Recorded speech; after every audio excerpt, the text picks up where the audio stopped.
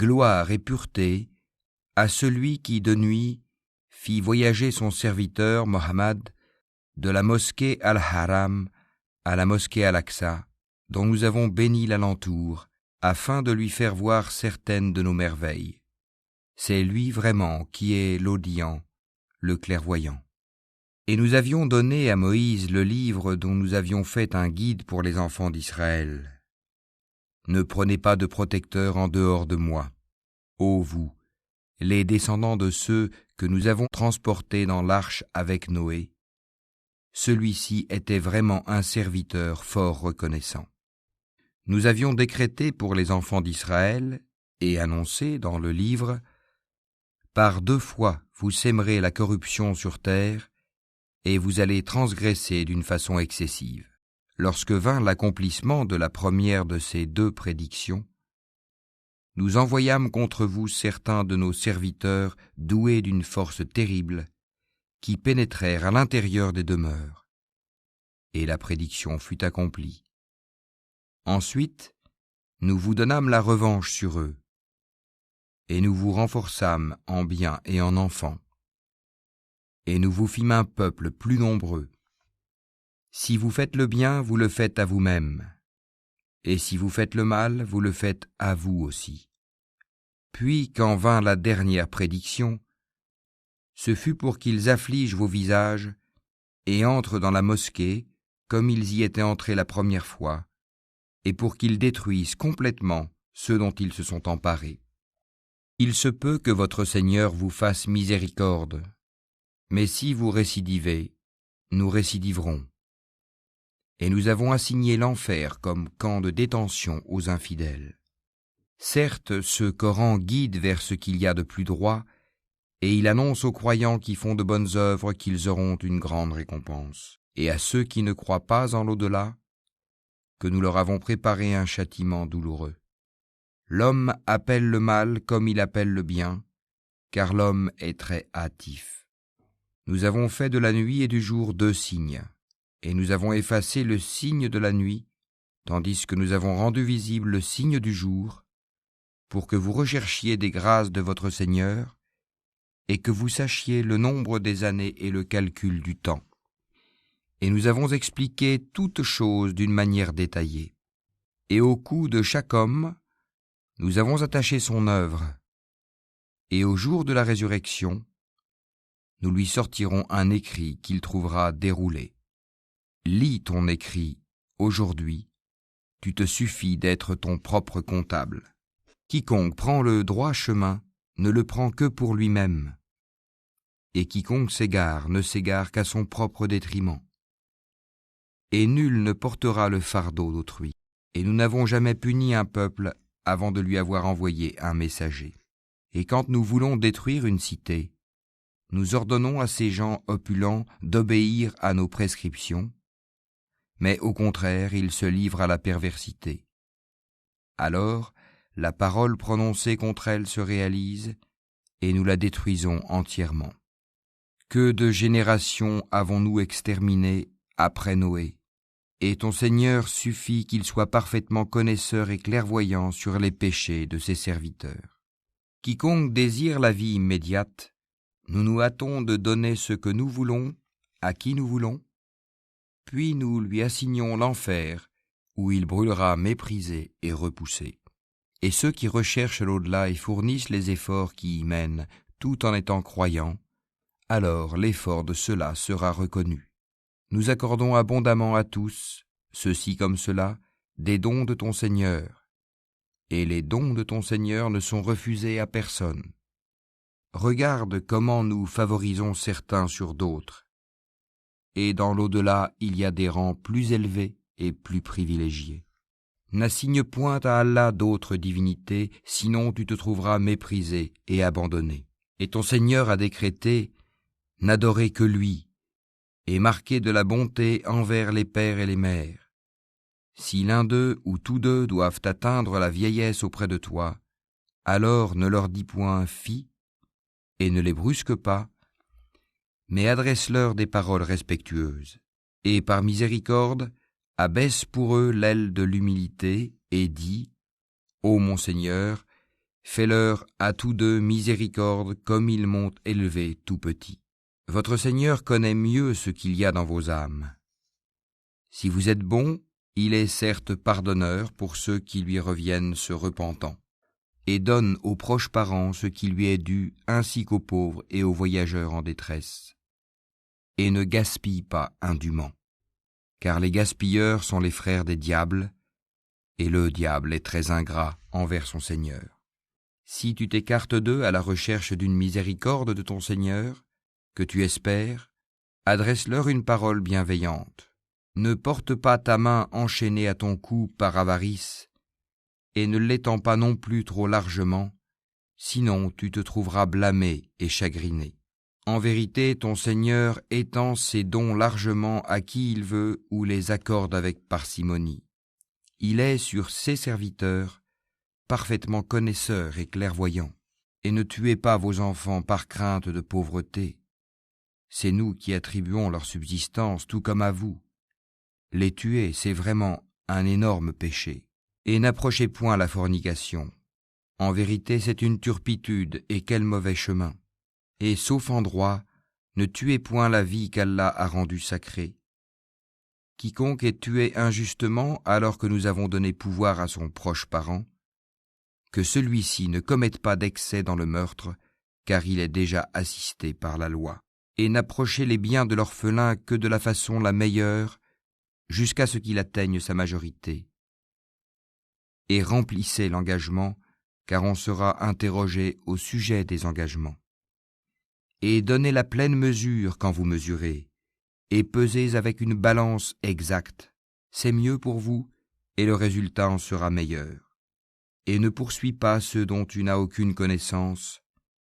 L'ouïe, la vue et le cœur, sur tout cela, en vérité, on sera interrogé.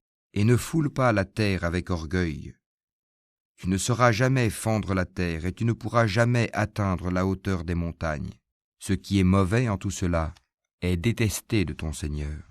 Tout cela fait partie de ce que ton Seigneur t'a révélé de la sagesse. N'assigne donc pas à Allah d'autres divinités, sinon tu seras jeté dans l'enfer, blâmé et repoussé. Votre Seigneur aurait-il réservé exclusivement pour vous des fils, et lui aurait-il pris pour lui des filles parmi les anges? Vous prononcez là une parole monstrueuse.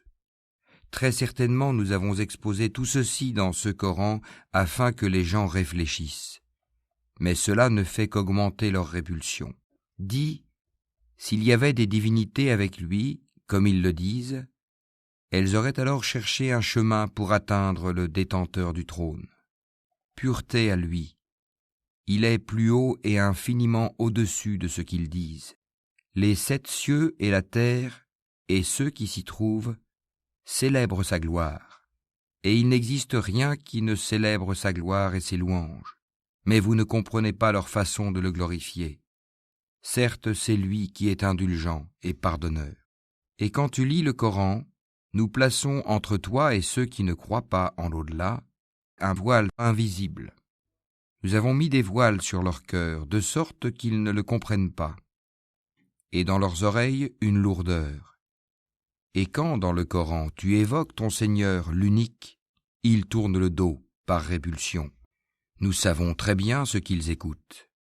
Quand ils t'écoutent et qu'ils chuchotent entre eux, les injustes disent « Vous ne suivez qu'un homme ensorcelé. Vois ce à quoi ils te comparent. » Ils s'égarent donc et sont incapables de trouver un chemin vers la vérité. Et ils disent « Quand nous serons ossements et poussière, serons-nous ressuscités en une nouvelle création ?» Dis « Soyez pierre ou fer, ou toute autre créature que vous puissiez concevoir. » Ils diront alors « Qui donc nous fera revenir ?» Dis « Celui qui vous a créé la première fois. » Ils secoueront vers toi leur tête et diront « Quand cela ?» Dis « Il se peut que ce soit proche. » Le jour où il vous appellera, vous lui répondrez en le glorifiant. Vous penserez cependant que vous n'êtes restés sur terre que peu de temps. Et dis à mes serviteurs d'exprimer les meilleures paroles, car le diable sème la discorde parmi eux, le diable est certes pour l'homme un ennemi déclaré. Votre Seigneur vous connaît mieux. S'il veut, il vous fera miséricorde, et s'il veut, il vous châtiera. Et nous ne t'avons pas envoyé pour que tu sois leur protecteur. Et ton Seigneur est plus connaisseur de ceux qui sont dans les cieux et sur la terre. Et parmi les prophètes, nous avons donné à certains plus de faveur qu'à d'autres. Et à David nous avons donné le Zabour. Dis, invoquez ceux que vous prétendez être des divinités en dehors de lui. Ils ne possèdent ni le moyen de dissiper votre malheur, ni de le détourner. Ceux qu'ils invoquent cherchent eux-mêmes à qui mieux le moyen de se rapprocher le plus de leur Seigneur. Ils espèrent sa miséricorde et craignent son châtiment. Le châtiment de ton Seigneur est vraiment redouté. Il n'est point de cité injuste que nous ne fassions périr avant le jour de la résurrection, ou que nous ne punissions d'un dur châtiment. Cela est bien tracé dans le livre des décrets immuables. Rien ne nous empêche d'envoyer les miracles si ce n'est que les anciens les avaient traités de mensonges. Nous avions apporté au Tamoud la chamelle, qui était un miracle visible. Mais ils lui firent du tort. En outre, nous n'envoyons de miracle qu'à titre de menace.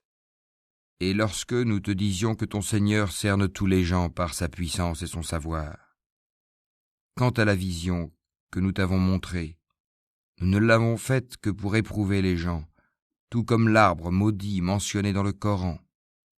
Nous les menaçons, mais cela ne fait qu'augmenter leur grande transgression. Et lorsque nous avons dit aux anges « Prosternez-vous devant Adam », ils se prosternèrent, à l'exception d'Iblis, qui dit « Me prosternerai-je devant quelqu'un que tu as créé d'argile ?» Il dit encore « Vois-tu, celui que tu as honoré au-dessus de moi, si tu me donnais du répit jusqu'au jour de la résurrection, j'éprouverais certes sa descendance, excepté un petit nombre parmi eux. » Et Allah dit « Va-t'en, quiconque d'entre eux te suivra, votre sanction sera l'enfer, une ample rétribution. Excite par ta voix ceux d'entre eux que tu pourras, rassemble contre eux ta cavalerie et ton infanterie, associe-toi à eux dans leurs biens et leurs enfants, et fais-leur des promesses. Or le diable ne leur fait des promesses qu'en tromperie. Quant à mes serviteurs, tu n'as aucun pouvoir sur eux, et ton Seigneur suffit pour les protéger. Votre Seigneur est celui qui fait voguer le vaisseau pour vous en mer, afin que vous alliez à la recherche de quelque grâce de sa part. Certes, il est miséricordieux envers vous. Et quand le mal vous touche en mer, ceux que vous invoquiez en dehors de lui se perdent. Puis, quand il vous sauve et vous ramène à terre, vous vous détournez. L'homme reste très ingrat.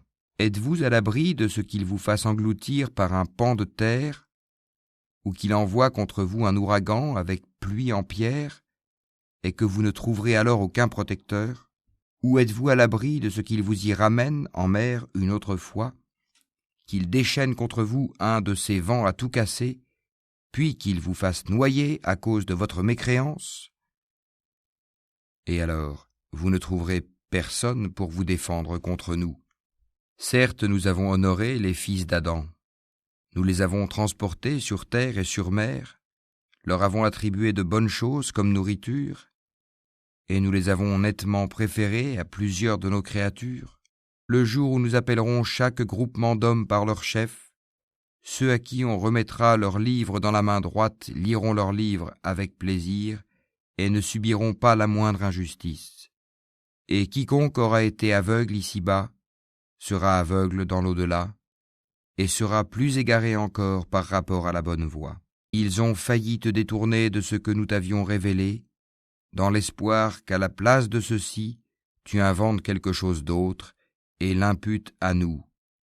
Et alors ils t'auraient pris pour ami intime. Et si nous ne t'avions pas raffermi, tu aurais bien failli t'incliner quelque peu vers eux. Alors nous t'aurions certes fait goûter le double supplice de la vie et le double supplice de la mort, et ensuite tu n'aurais pas trouvé de secoureur contre nous. En vérité, ils ont failli t'inciter à fuir du pays pour t'en bannir, mais dans ce cas, ils n'y seraient pas restés longtemps après toi.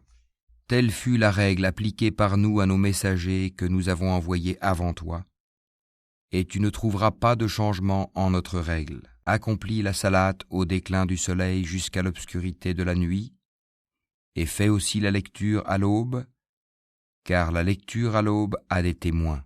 Et de la nuit consacre une partie avant l'aube pour des salates surérogatoires, afin que ton Seigneur te ressuscite en une position de gloire.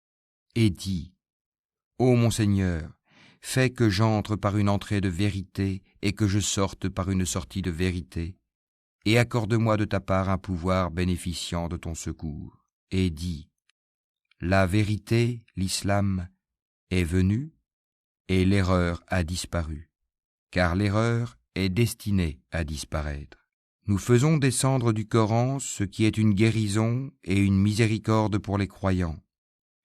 Cependant, cela ne fait qu'accroître la perdition des injustes. Et quand nous comblons l'homme de bienfaits, il se détourne et se replie sur lui-même. Et quand un mal le touche, le voilà profondément désespéré. Dis, chacun agit selon sa méthode, alors que votre Seigneur connaît mieux qui suit la meilleure voie. Et il t'interroge au sujet de l'âme. Dis, l'âme relève de l'ordre de mon Seigneur, et on ne vous a donné que peu de connaissances. Si nous voulons, nous pouvons certes faire disparaître ce que nous t'avons révélé, et tu n'y trouverais par la suite aucun défenseur contre nous, si ce n'est par une miséricorde de ton Seigneur, car en vérité, sa grâce sur toi est grande. Dis, même si les hommes et les djinns s'unissaient pour produire quelque chose de semblable à ce Coran, ils ne sauraient produire rien de semblable, même s'ils se soutenaient les uns les autres. Et certes, nous avons déployé pour les gens dans ce Coran toutes sortes d'exemples, mais la plupart des gens s'obstinent à être mécréants. Et ils dirent, nous ne croirons pas en toi jusqu'à ce que tu aies fait jaillir de terre pour nous une source, ou que tu aies un jardin de palmiers et de vignes entre lesquels tu feras jaillir des ruisseaux en abondance, ou que tu fasses tomber sur nous, comme tu le prétends, le ciel en morceaux, ou que tu fasses venir Allah et les anges en face de nous, ou que tu aies une maison garnie d'ornements, ou que tu sois monté au ciel. Encore ne croirons-nous pas à ta montée au ciel, jusqu'à ce que tu fasses descendre sur nous un livre que nous puissions lire. Dis-leur, gloire à mon Seigneur, ne suis-je qu'un être humain messager ? Et rien n'empêcha les gens de croire quand le guide leur est parvenu, si ce n'est qu'ils disaient, Allah envoie-t-il un être humain messager ? Dis, s'il y avait sur terre des anges marchant tranquillement, nous aurions certes fait descendre sur eux du ciel un ange messager. Dis, Allah suffit comme témoin entre vous et moi. Il est, sur ses serviteurs, parfaitement connaisseur et clairvoyant. Celui qu'Allah guide, c'est lui le bien guidé, et ceux qui l'égarent, tu ne leur trouveras jamais d'alliés en dehors de lui et au jour de la résurrection. Nous les rassemblerons traînés sur leurs visages, aveugles, muets et sourds. L'enfer sera leur demeure. Chaque fois que son feu s'affaiblit, nous leur accroîtrons la flamme ardente. Telle sera leur sanction parce qu'ils ne croient pas en nos preuves et disent « Quand nous serons ossements et poussière, serons-nous ressuscités en une nouvelle création ?» N'ont-ils pas vu qu'Allah, qui a créé les cieux et la terre, est capable de créer leur pareil ? Il leur a fixé un terme sur lequel il n'y a aucun doute, mais les injustes s'obstinent dans leur mécréance. Dis, si c'était vous qui possédiez les trésors de la miséricorde de mon Seigneur, vous lésineriez certes de peur de les dépenser, et l'homme est très avare. Et certes, nous donnâmes à Moïse 9 miracles évidents. Demande donc aux enfants d'Israël lorsqu'il leur vint, et que Pharaon lui dit « Ô Moïse, je pense que tu es ensorcelé. » Il dit « Tu sais fort bien que ces choses-là, les miracles, seul le Seigneur des cieux et de la terre les a fait descendre comme autant de preuves illuminantes. Et certes, ô Pharaon, je te crois perdu. Pharaon voulut donc les expulser du pays.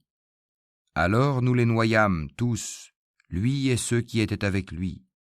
Et après lui nous dîmes aux enfants d'Israël, habitez la terre. Puis, lorsque viendra la promesse de la vie dernière, nous vous ferons venir en foule. Et c'est en toute vérité que nous l'avons fait descendre, le Coran, et avec la vérité il est descendu, et nous ne t'avons envoyé qu'en annonciateur et avertisseur. Nous avons fait descendre un Coran que nous avons fragmenté, pour que tu le lises lentement aux gens. Et nous l'avons fait descendre graduellement. Dis, croyez-y ou n'y croyez pas. Ceux à qui la connaissance a été donnée avant cela, lorsqu'on le leur récite, tombent, prosternés, le menton contre terre, et disent, gloire à notre Seigneur, la promesse de notre Seigneur est assurément accomplie. Et ils tombent sur leur menton, pleurant, et cela augmente leur humilité. Dis, invoquez Allah ou invoquez le tout miséricordieux. Quel que soit le nom par lequel vous l'appelez, il a les plus beaux noms. Et dans ta salate, ne récite pas à voix haute, et ne l'y abaisse pas trop, mais cherche le juste milieu entre les deux.